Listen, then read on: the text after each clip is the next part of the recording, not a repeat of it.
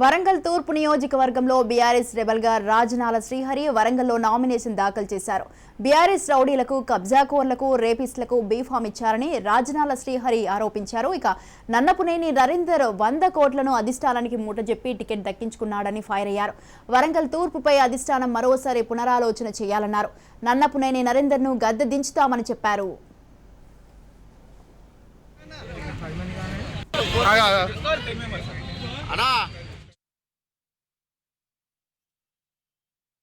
ఏ TRS నాయకుడికి B Pharm రాకపోతే అదే పని చేస్తాడు. నరేందర్ను ఓడగొట్టే లక్ష్యం పైసా అహంకారంతో ప్రజలైనటువంటి పైసలు తీసుకొని ఓట్లు చేస్తారు అనుకుంటాడు.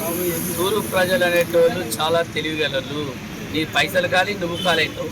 నువ్వు నెల రోజులు కూడా లేదు తెలియదు. కొత్త అది వెంటనే కాల్ చేయాలి.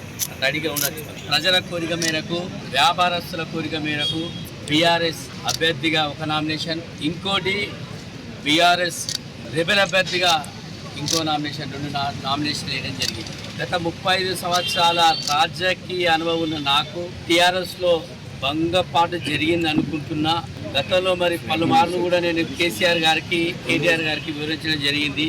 ప్రజలందరూ తూర్పు ప్రజలు స్థానిక ఎమ్మెల్యేలు వద్దని కోరుకుంటున్నారు. మీరు తక్షణమే మరి అభ్యర్థిని చేంజ్ చేయాల్సిన అవసరం ఉందని పలుమార్లు కూడా మీడియా ద్వారా చెప్పడం జరిగింది.